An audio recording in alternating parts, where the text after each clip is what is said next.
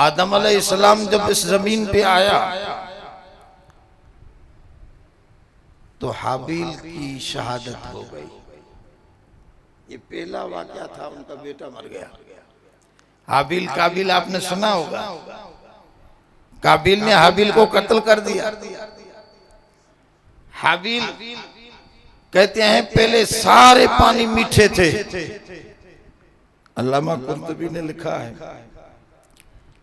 ये पानी कड़वे तब हुए जब वो आदम का बेटा, पहला बेटा, वो शहीद हो गया। पहले जमीन इससे बहुत हसीन थी, फिर इसमें ये दूरियां बनती गई और वो खुशियां चलती रहीं। आसमान पे सुर्खी नमूदार हो गई और आदम 1 साल तक नहन से, 1 साल तक पूरी अनसना बंद हो गया। फिर अल्लाह ने ताज़ियत फरमाई, आदम इतना गम न करो, जहां तेरा बेटा शहीद पहुंच गया है तुझे भी वहां जाना है, थोड़ी देर के बाद सबको मैं जमा कर लूंगा। तब ये खुशी का पैगाम आया।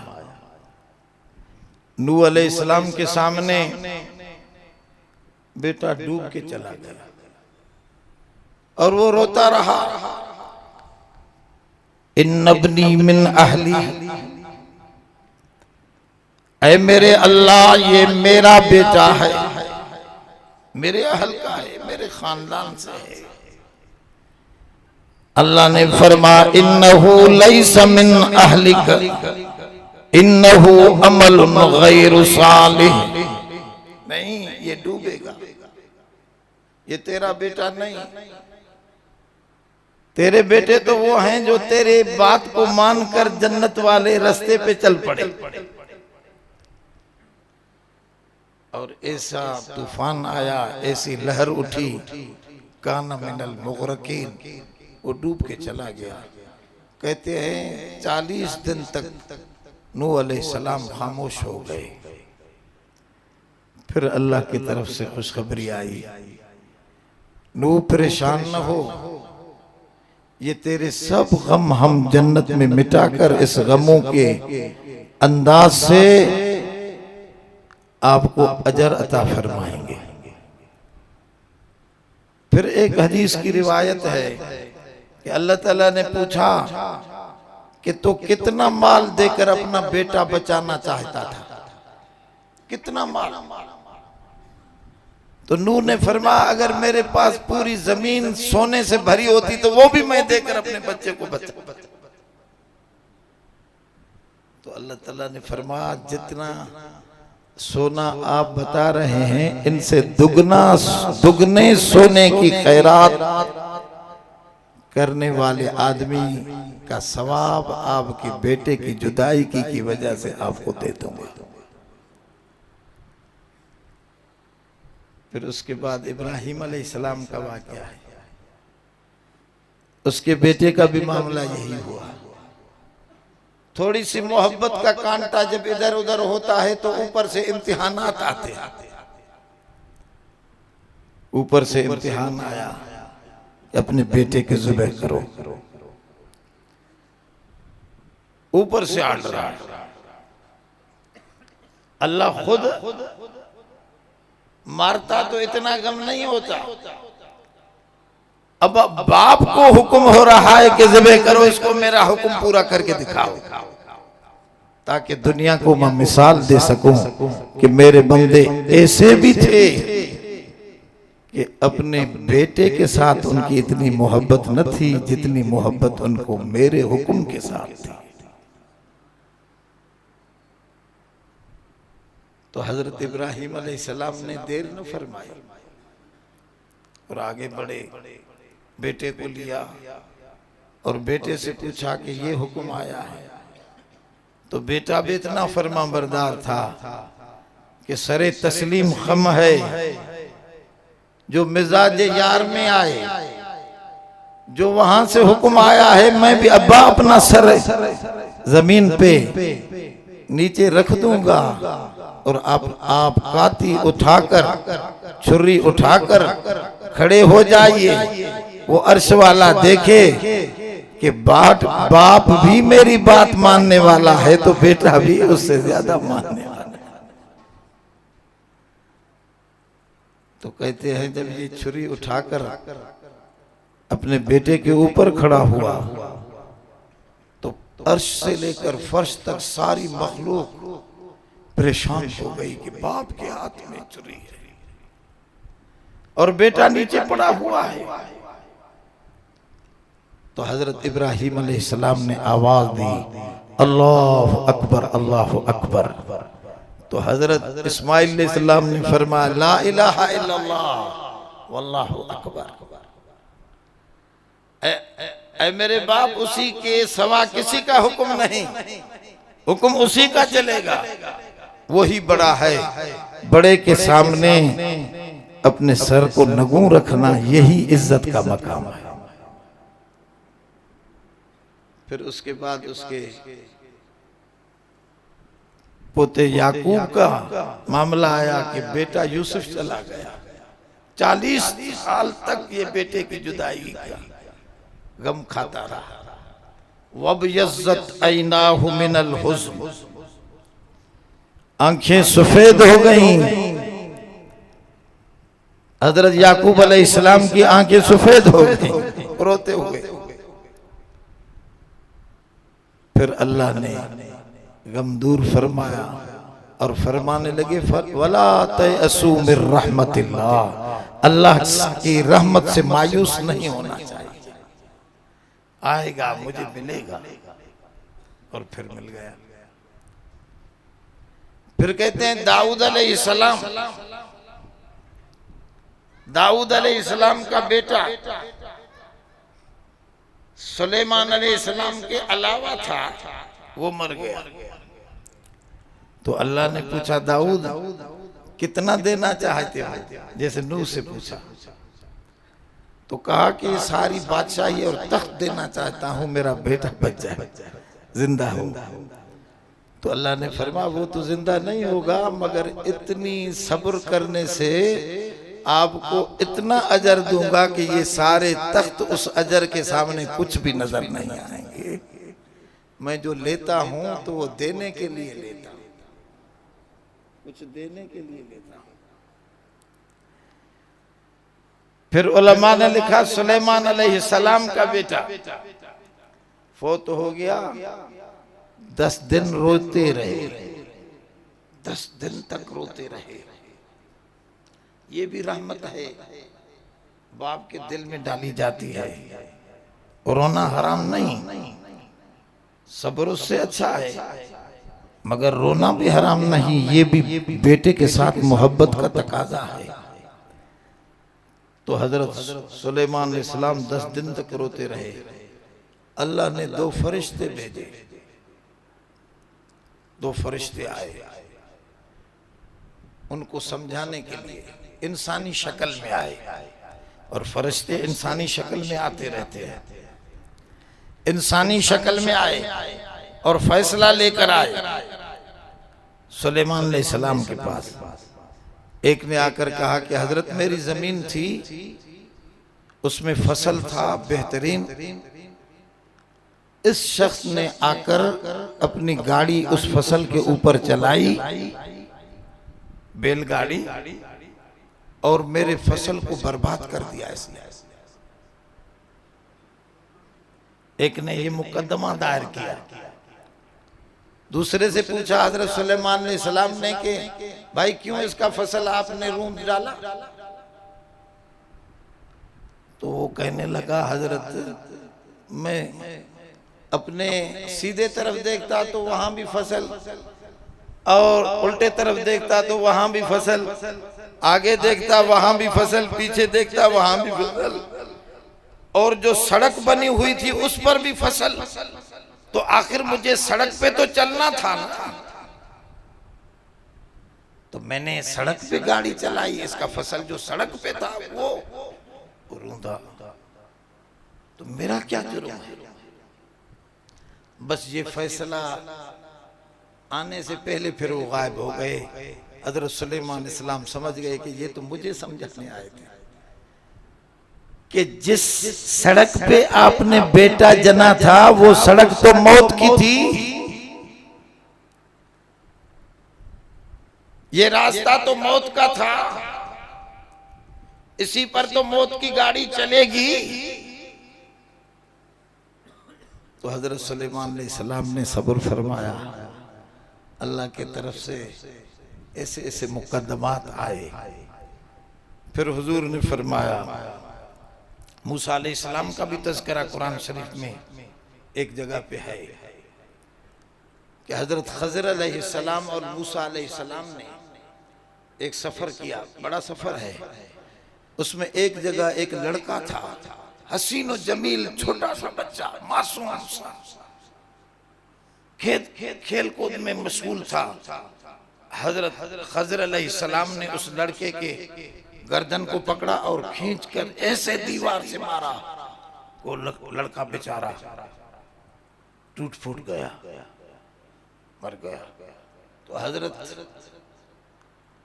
मूसा अलैहिस्सलाम ने फरमाया, अक़तल्त नफ्सन ज़किया, ऐ खज़र ये तो पाक नफ्स था, उसने क्या चोरी की थी, छोटा मासूम बच्चा था, उसको आपने मार दिया। बड़ा दुखी हुआ हजरत मूसा अलैहिस्सलाम। तो आगे चलकर वो तीन चीजें थी, उनका जवाब दिया खज़र अलैहिस्सलाम ने। एक हदीस में है कि हजरत खज़र अलैहिस्सलाम ने हजरत मूसा से कहा कि आओ, वो लड़का अब भी वहां पड़ा हुआ तुम्हें दिखाता। वो लड़का मरा पड़ा था। हजरत खज़र अलैहिस्सलाम आए, उसका ये बाजू, उससे गोश्त थोड़ा सा उतारा, उसकी हड्डी पे लिखा हुआ था ला युमिनु अबदा, ये ईमान कभी नहीं लाएगा, ये बच्चा ईमान कभी। तो हजरत खज़र ने फरमाया, अल्लाह ने मुझे हुक्म किया, मैं मेहरबानी करने वाला हूं, इनके बाप बड़े साले थे, ये बच्चा अगर बड़ा होता तो इन बाप और मां को दोनों को जहन्नम ले जाता, ऐसे काम करता। इनके बाप भी जहन्नम में चले जाते, ये खुद भी चला जाता। अब इसको बचपने में हमने खत्म कर दिया, छोटेपन में खत्म कर दिया, तो ये भी ईमान के साथ चला गया, क्योंकि बेटे छोटे का ईमान बाप और माँ के साथ मुंसलिक होता है। वो बाप माँ उनके मुसलमान थे, तो ये भी मुसलमान, तो ये भी मुसलमान होके मर गया, और इनके बाप और माँ को भी मैं जन्नत देने वाला हूँ। इस बच्चे को इसलिए मैंने उठा लिया। ए मूसा, हमारी अल्लाह फरमाता है हमारी बड़ी हिकमतें होती हैं, उठाने में, लेने में, देने में सारी हिकमतें हैं। आप उनमें अच्छा गुमान किया करें ताकि आपका ईमान जो है वो निखर कर सामने आ जाए कि हम दोनों चीजें में अल्लाह से राजी हैं। तो ये मूसा अलैहिस्सलाम का किस्सा है। फिर हुजूर ने फरमाया, आखिर में हमारे हुजूर आए, फरमाया दुनिया वालों, अगर आपके पास मुसीबत आए तो मेरी मुसीबत को याद कर लेना। मैं जब पैदा ही नहीं हुआ था तो 2 महीने पहले मेरा बाप चला गया, मैं तो यतीम होकर दुनिया में आया। हुजूर फरमाने लगे, मैं यतीम होकर दुनिया में आया, आपको मालूम नहीं। हुजूर ने फरमाया, जब हलीमा आई थी मेरी माँ के पास बच्चे लेने के लिए, तो 3 दफा वापस चली गई। मेरी माँ रोती रही। वो क्यों वापस चली गई थी बीबी हलीमा?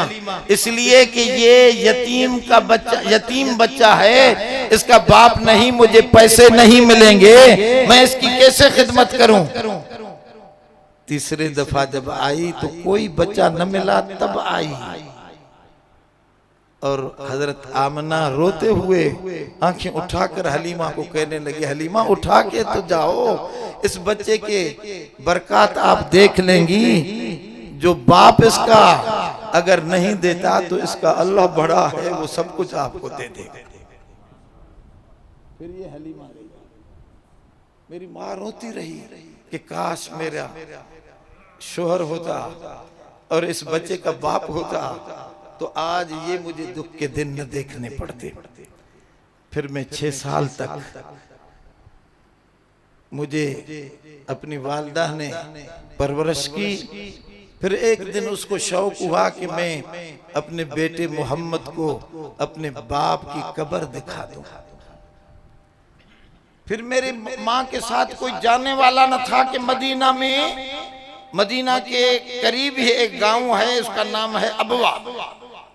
वहां हुजूर सरवर कायनात सल्लल्लाहु अलैहि वसल्लम के बाप की कब्र है, हजरत अब्दुल्ला की।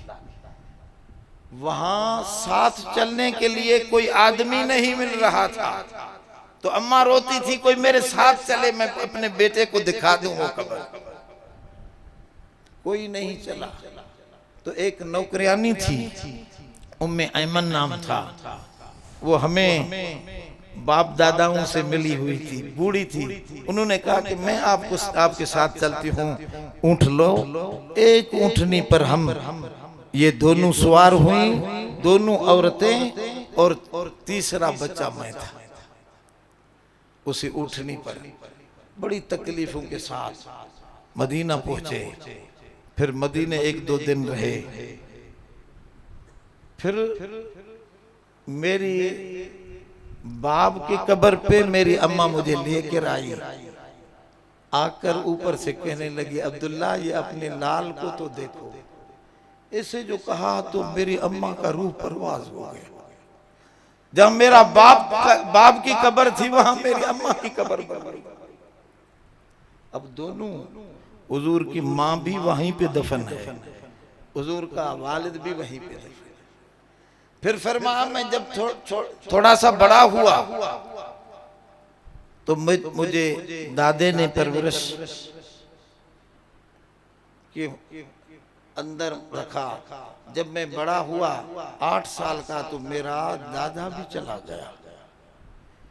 मुझे याद है, हुजूर फरमाते हैं मुझे याद है पूरी तरह कि मैं अपने दादे की चारपाई को पकड़ा हुआ था और रोता था कि कहां ले जा रहे मुझे मेरे दादे को। आदमी मुझे जोर जोर से पकड़कर पीछे हटाते थे। वो मेरा दादा भी कब्रिस्तान चला गया। मैं अकेला हो गया 8 साल में। फिर चाचे 12 थे, हुजूर के 12 चाचे थे। कुछ अमीर थे, कुछ इंतहाई गरीब थे। जो अमीर थे वो सख्त दिल थे, उन्होंने मुझे नहीं उठाया। अबू तालिब जो गरीब था, हजरत अली का बाप, उन्होंने मुझे संभाला, मुझे उन्होंने रखा अपने घर में। फिर क्या हुआ, उनके पास तो रोटी खाने की न थी। मैं देखता था, मैं 8 साल का बच्चा था,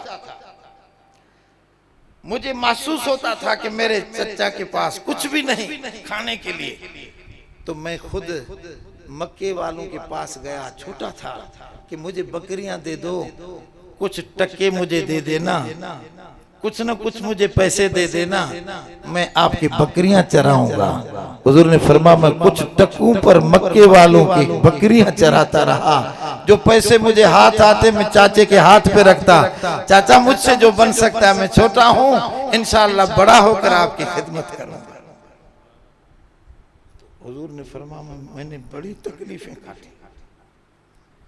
फिर जब मैं बड़ा हुआ और मुझे रिसालत मिली तो दुनिया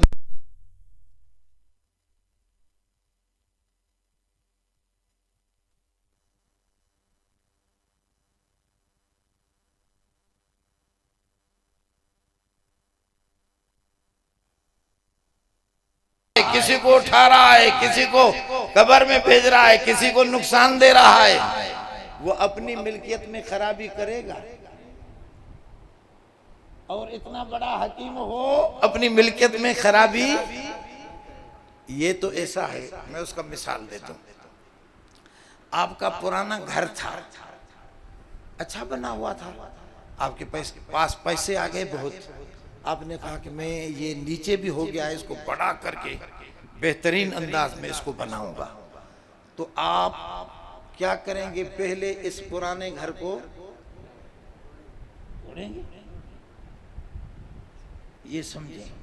अब एक बेवकूफ आदमी देखता है कि यार ये अपनी मिल्कियत को खराब कर रहा है, बेकार कर रहा है, अपनी मिल्कियत बर्बाद कर रहा है।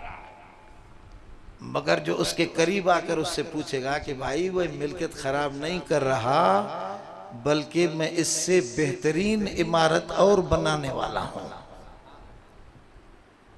यही वही बात है कि हम बाहर से देखते हैं कि इसका बेटा फौत हो गया, मामला खराब हो गया। खराब नहीं हो रहा, वो अपनी मिल्कियत क्यों खराब करेगा? अगर उसने किया है तो किसी बड़े मकसद के लिए करता है। ये है इन्ना लिल्लाह का असल मकसद, कि ये आप दिमाग में रखें कि ये सारी मिल्कियत अल्लाह की है और अल्लाह इतना बड़ा हकीम है कि वो अपनी मिल्कियत को खराब नहीं करता।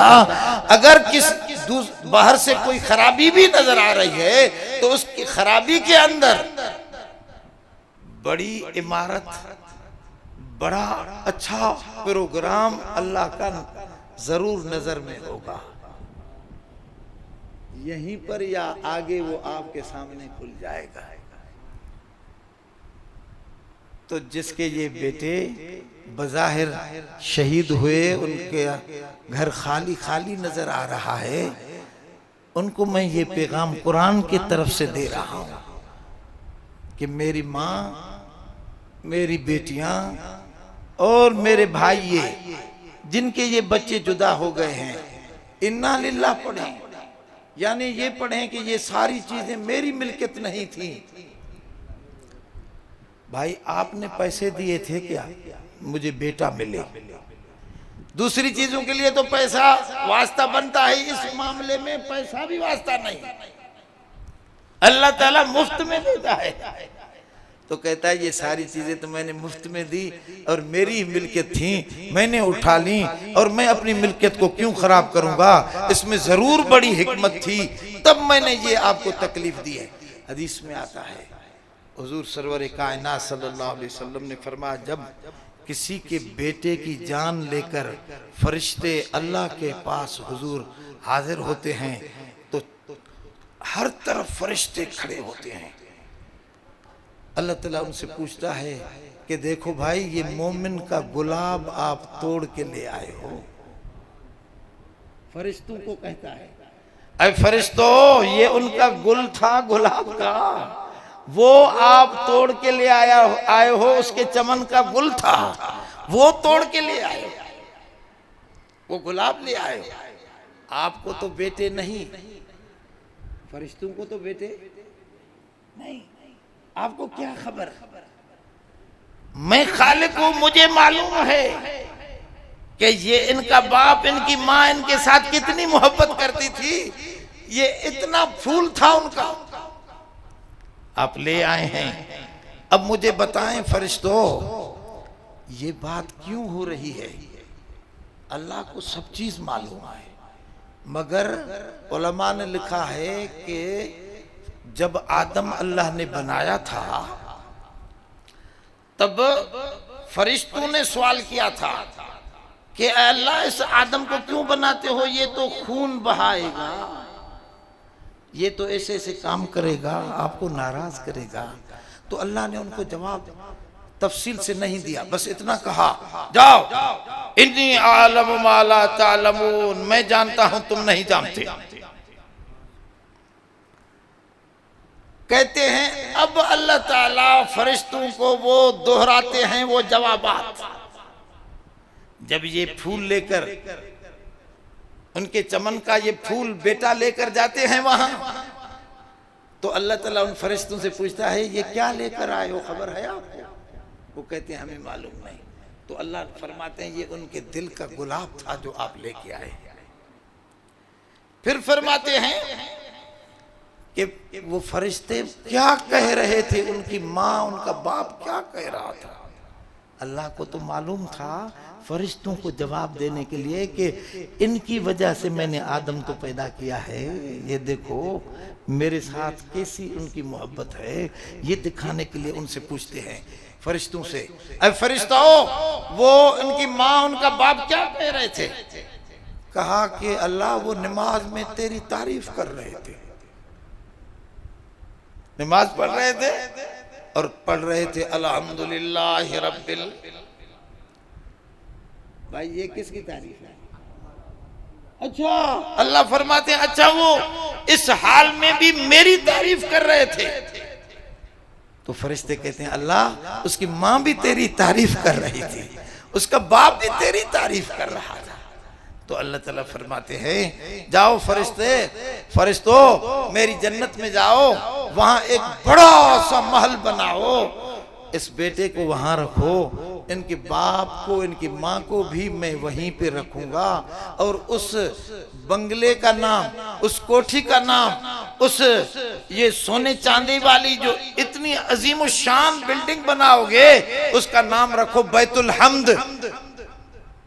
ये अल्लाह की तारीफ करने वालों के लिए इनाम में मैंने ये कोठी रखी है कि वो मेरी तारीफ खुशी में तो हर कोई करता है, इनकी वजह से मैंने आदम को पैदा किया कि ये तो गमों में भी मेरी तारीफ करते हैं। भाई ये वही मकाम है, इन्ना लिल्लाह, ये अल्लाह की चीजें हैं, उनकी मिल्कियत है, ये आपको इम्तिहान में डालने के लिए ये कुछ किया जा रहा है, ये इम्तिहान में हम चल रहे हैं। फिर आगे व इन्ना इलैहि राजिऊन, ये बड़ा मकाम है। एक है तुरजाऊन, तुरजाऊन, तुरजाऊन, एक है राजिऊन, इसमें बड़ा फर्क है। एक जगह अल्लाह ताला ने फरमाया कैफ तकफुरून बिल्लाहि व कुंतुम अमवाता फअहयाकुम सुम्मा युमीतुकुम सुम्मा युहयीकुम सुम्मा इलैहि तुरजाऊन।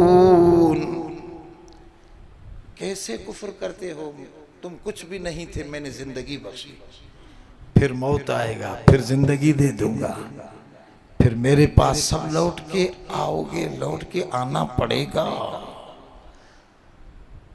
तो यहाँ वहां तुरजाऊन, तुरजाऊन की माना है वापस किए जाओगे, वापस किए, ये दिमाग में रखें, थोड़ा सा मैं फर्क बता रहा हूँ और बड़ा काम, बड़ी काम की चीज बता रहा हूँ। तुरजाऊन की माना है वापस किए जाओगे, और राजिऊन की माना है मैं वापस जाने वाला हूं, हम वापस जाने वाले हैं। इसमें बड़ा फर्क है। एक कहता है मैं नहीं मरूंगा, मुझे अभी काम करना है, मुझे ये करना है, मुझे वो करना है, मुझे ये करना है, मुझे वो करना है। अल्लाह फरमाते हैं तुरजाऊन, मैं तुम्हें वापस किया कर दूंगा, किए जाओगे मेरी ताकत के साथ, मैं अपनी कुव्वत के साथ, जितने भी आंसू जरदारी बन जाओ एक दिन मैं वापस करके रहूंगा। ये है तुरजाऊन का मकाम कि बड़े बड़े खैर समा, बड़े बड़े खान समा, बड़े बड़े नवाब, बड़े बड़े ताकत वाले, अल्लाह फरमाते मैं इन सबको वापस करके रहूंगा, कोई ताकत नहीं कि मुझे रोक सके। ये है तुरजाऊन का मकाम। एक है वो बंदे जो कहते हैं हम खुद हाजिर हैं, राजिऊन की माना है हम खुद। एक सहाबी के हाथ में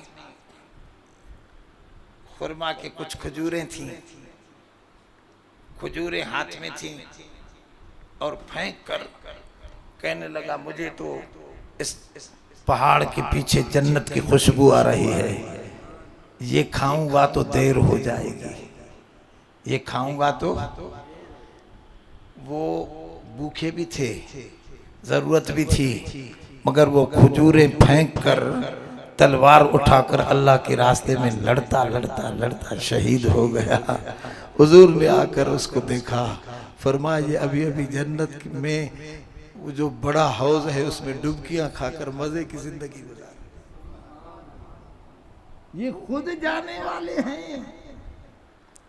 ये खुद हदीस में आता है जब हुजूर सरवर कायनात सल्लल्लाहु अलैहि वसल्लम आखिरी वक्त था तो बड़ी तकलीफ थी,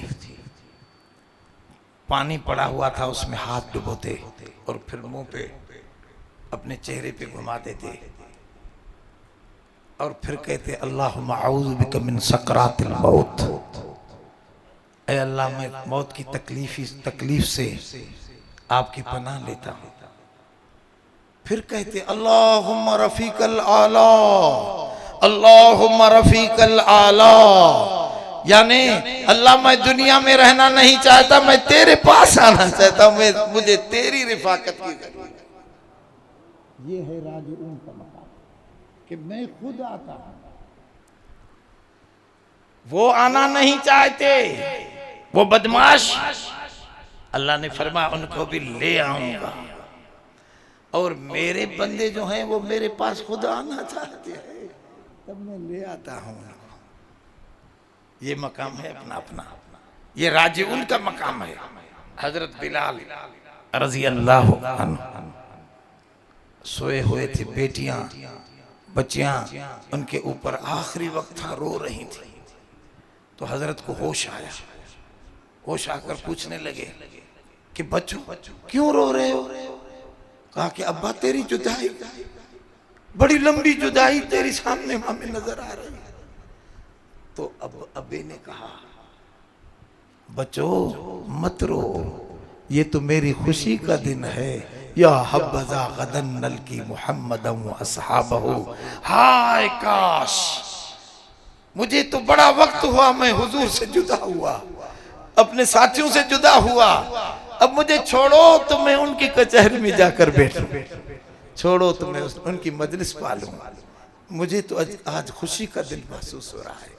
ये राजिऊन का मकाम, यही मकाम है वो हजरत इमाम हुसैन का, करबला वाले का, यही मकाम था। सब रोक रहे हैं कि बच्चे न ले जाओ, वो कूफी आपके साथ क्या क्या करेंगे, नहीं जाओ। कहा कि छोड़ो मैं खुद जा रहा हूं, छोड़ो मैं खुद जा रहा हूं। तो ये वो बड़ा मकाम है ये राजिऊन का। तो अल्लाह ने मोमिनों को ये सबक सिखाया कि कहो इन्ना लिल्लाहि व इन्ना इलैहि राजिऊन, हम सारे मिल्कियत हैं अल्लाह की, और अल्लाह अपनी मिल्कियत को खराब नहीं करेगा, जरूर इसमें भलाई और खैर होगा। और फिर आगे कह दो कि हम सब अल्लाह के पास लौटने वाले, लौट के जाने वाले। बस यही है जो दिमाग में रखना है। ऐसा नहीं है कि हमारी जुदाई 1000 साल होंगे, नहीं। हदीस में आता है कि ये जो पीछे जाने वाले हैं ना, वो पहले जाने वालों से मुलाकात होती है उनकी, और उनके दिलों में पिछलों का ख्याल भी होता है। वो जो गुजरने वाले हैं उनके दिल में आपका ख्याल है, वहां उनको खुशी का मकाम दिखाया जाता है। ये कुरान मजीद के अंदर एक जगह सूरत यासीन में है कि वो हबीब नज्जार जब शहीद हो गया और अल्लाह के पास जन्नत मिली तो कहने लगा या लैत कौमी यालमून बिमा गफर ली रब्बी वजालनी मिनल मुकरमीन। हाय काश मेरे रब ने मुझे माफ कर दिया, मेरी कौम को ये पता चल जाता, वो भी इसी राह पे चलते, काश मेरी कौम को ये कोई खबर दे दे। इससे उलमा ने लिखा कि इसको कौम की फिक्र थी क्या। कहते हैं कि मौत के बाद भी यही फिक्र लाहिक थी, कुरान बता रहा है। और कह रहे हैं कि अल्लाह ने मुझे इज्जत वाला मकाम भी दे दिया, इज्जत वालों में बना दिया। और मुझे माफ भी कर दिया और इतनी बड़ी इज्जत मिली। काश मेरे पीछे वाले भी ये समझ जाते कि यही जाने का रास्ता है। तो दोस्तों, ये बात जो कुरान मजीद फरमा रहा है, एक जगह कुरान शरीफ में है, अल माल वल बनून इन्नमा अम्वालुकुम व औलादुकुम फितना। एक जगह है, इन्नमा अम्वालुकुम व औलादुकुम फितना। तो एक आदमी रो रहा था हजरत उमर के सामने अपने बेटे की जुदाई पर। तो हजरत उमर ने फरमाया, ओ सादा, फितने के ऊपर रो रहे हो, सलातुं व रहमा। अल्लाह कहते हैं सब्र करो तो मैं तेरी तारीफ भी करूंगा तेरे ऊपर रहम भी करूंगा। तो उसको क्यों नहीं पा रहा? फितने के ऊपर क्यों रोता है? उसी को पाले जो कुरान वायदा कर रहा है कि सलातुं व रहमा। तो वही मकाम है ये आपका। तो मैं उन भाइयों से अर्ज करूंगा, अगर बेसब्र हो जाएंगे, रोते रहोगे, वो वापस तो नहीं आएंगे मगर आपको सवाब बंद हो जाएगा।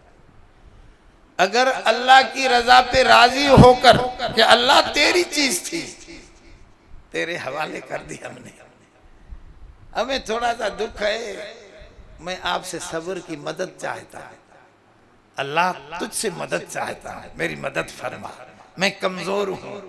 तो अल्लाह फरमाते मैं सब्र जो मांगता है उसको दे देता हूं। तो ये चीजें आपको मिल जाएंगी, और ये मिल गई तो सब कुछ मिल गया। अस्सब्र रासुद्दीन। हदीस में आता है सब्र जो है ना वो सर है दीन का, पूरे दीन का सर। जिसको सब्र नहीं वो उसको समझो कि पूरा दीन नहीं। सब्र की तो बड़ी तारीफ है, 700 जगहों पर सब्र की तारीफ लिखी हुई है। जज़ो फज़ो की मुसम्मत है। कहा नहीं, अल्लाह की रजा पे राजी रहो। हाँ, कभी कभी रोना आ जाए तो दुआ कर लो, रोने की मना नहीं। हदीस में आता है हुजूर सरवर कायनात का बेटा इब्राहिम बड़ा हो गया। किसी ने आकर बताया, बुखारी शरीफ की हदीस है, सही हदीस में मौजूद है, किसी ने आकर बताया कि हजरत आपके बेटे को तकलीफ है। हजरत उठे, अब्दुर्रहमान बिन औफ भी था, हजरत उमर भी था, बहुत सारे बड़े बड़े सहाबा थे हुजूर के साथ, वो भी चले। हुजूर के गोद में वो इब्राहिम अपना हसीन सा बच्चा, कहते हैं कि इब्राहिम हुजूर जितना हसीन थे बिल्कुल उसके शबीह था वो हुजूर का बेटा। इतना हसीन बेटा वो हुजूर की गोद में हिचकियां ले रहा था। तो हुजूर की आंखों से आंसू बह पड़े। तो हजरत अब्दुर्रहमान बिन औफ ने फरमाया, अंत तबकी या रसूल अल्लाह, ए अल्लाह के रसूल आप भी रोते हैं? तो हुजूर ने फरमाया, नम अल ऐनु तदमउ वल कल्बु यहज़ुनु वला नक़ूलु इल्ला बिमा यरज़ा रब्बना। हाँ, मेरी आंख गम की वजह से बह पड़ी है, मेरी दिल में बड़ा दुख है, बेटे का ये बड़ा दुख है, मगर जुबान से मैं वो बात निकालूंगा, ऐसी बात नहीं निकालूंगा जिससे मेरा अल्लाह नाराज हो जाए। मैं अल्लाह के राजी रजा के ऊपर राजी हूं।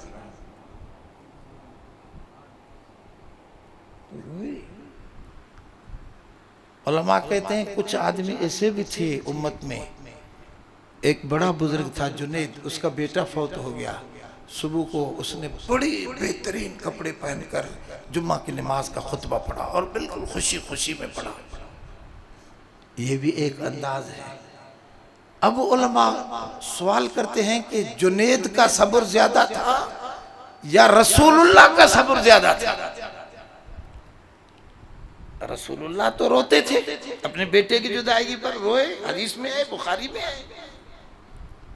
और वो तो एक कतरा भी उसने नहीं बहाया। किसका सब्र बड़ा था? आम तरह से तो ऐसे नजर आ रहा है कि जुनैद बड़ा था, मगर लाखों करोड़ों जुनैद मिले, नबी की एक एक अदा के जर्रे के बराबर भी नहीं बन सकती। हुजूर का इतना बड़ा शान है। कमाल ये है कि जब दो तरफ का मुकाबला आता है हुजूर दोनों तरफ की रियायत रखते हैं। ये कमाल दर्जा है। एक तरफ बेटा है, एक तरफ अल्लाह है। अब दोनों की रियायत रखना ये कमाल की बात है। एक तरफ हो जाना ये इतना कमाल नहीं, बीच में रहना, दोनों की रियायत करना, ये कमाल दर्जा हुजूर को था, हुजूर को मिला। हुजूर ने अपने बेटे का हक भी अदा किया, वो रहम का हक, कि रहम आना चाहिए, बेरहम बनना न चाहिए, सख्त दिल न हो आदमी, संग दिल न हो। तो हुजूर ने वो रहम दिली भी दिखा दी। और ये जुमला कह करके अल्लाह मैं तेरी रजा पे राजी हूँ, ऐसा जुमला नहीं निकाल सकता जिससे तो नाराज हो जाए। तो इसी से अल्लाह का हक भी अदा हो गया, तो बेटे का हक भी, ये कमाल दर्जा नबी को मिला। तो ऐसी बहुत सी बातें हैं। एक बुजुर्ग का बेटा फौत हो गया, उसने बड़ा किताब लिखा है अरबी में, बड़ा किताब। मुझे अपने उस्ताद ने दिखलाया था 20 साल पहले, 40 साल पहले मेरे ख्याल में। उस्ताद वहाँ मदीने शरीफ में पढ़ाता था, वहाँ से वो किताब ले आया था, बर्दुल अकबाद इंद फक़दिल औलाद। उसने सारी हदीसें कुरान शरीफ की चीज़ें जमा की हैं कि जिगर की ठंडक जब बच्चे गायब हो जाएं, जब बच्चे फौत हो जाएं तो जिगर की ठंडक कहाँ से हासिल करें। तो उन्होंने एक किताब लिखा है, उसमें ये सारी हदीसें जमा की है कि बच्चे के फौत होने से अल्लाह ताला कितना अजर देता है। पूरी ज़मीन और आसमान भर जाएं सोने से तो इससे भी ज़्यादा अजर मिलता है। ऐसी ऐसी अजीब चीज़ें लिखी हैं सारे अम्बिया की, पीछे वालों की और बुज़ुर्गों के वाक़यात। वो पढ़कर दिल में ठंडक आती है कि वाकई हम तो उसी अल्लाह को मानने वाले हैं जो हमें भी उन्होंने पैदा किया, हम भी सारे उसकी मिल्कियत हैं, उनके पास जाने वाले हैं। तो हम उनकी अदाओं पर राज़ी बिरज़ा इल्लाह होकर जाएंगे तो इंशाअल्लाह ये सारी नेमतें बनकर आपके पास लौट आएंगी। दुआ है अल्लाह मेरी हाज़िरी कबूल फरमा ले, अल्लाह ताला इनको सब्र जमील अता फरमाए, उन शहीद होने वालों को अल्लाह दर्जात आलिया अता फरमाए, उनकी कमियां कोताहियां माफ़ फरमा दे। हमारे जितने भी बड़े फौत हो गए हैं सबको माफ़ी मिले। अल्लाह तेरी रहमत इतनी बड़ी है, इतनी बड़ी है कि सारी दुनिया के काफिरों को भी तुम माफ़ कर दो तो कोई तुझसे पूछने वाला नहीं, मगर आपका वायदा है कि कुफर को माफ़ी नहीं। हाँ, ईमान वालों को तो माफ़ फरमा दें सारों को, हुजूर की ख़ास उम्मत को तो सबको माफ़ फरमा दें, खुसूसी मेहरबानी फरमाएँ, इन बच्चों को माफ़ फरमाएँ, इनके माँ बाप को सब्र जमील अता फरमाएँ और अजर जज़ील अता फरमाएँ। और ऐ अल्लाह आप मेहरबानी फरमाएँ, इनकी जगह पर इनको नेमुल बदल अता फरमाएँ, ऐसी चीज़ अता फरमाएँ जो बेहतरीन बदल हो। अल्लाहुम्मा अजुरना फ़ी मुसीबतिना वख़्लुफ़ना खैरम मिन्हा। ऐ अल्लाह इस मुसीबत से आप बड़ी बेहतरीन चीज़ अता फरमाएँ, हमारी हाज़िरी कबूल फरमा। अल्लाह इनकी खैर व खैरात कबूल फरमा। अल्लाह इनको सब्र अज़ीम अता फरमा। जितनी मुश्किलात में फंसे हुए हैं सबकी मुश्किलात दूर फरमा, बीमारों को शिफा अता फरमा। ऐ अल्लाह अपना फ़ज़ल फरमा, करम फरमा, हमारे घरों को फिर आप शादाब फरमा, आबाद व शादाब फरमा। अल्लाह वो खुशियाँ फिर लौट कर हमारे घरों में बसा दे। यहीं की खुशियाँ, वहीं की खुशियाँ, कब्र की खुशियाँ, हर जगह ये हुजूर के वास्ते हमारे लिए खुशियाँ ही खुशियाँ लिख दे।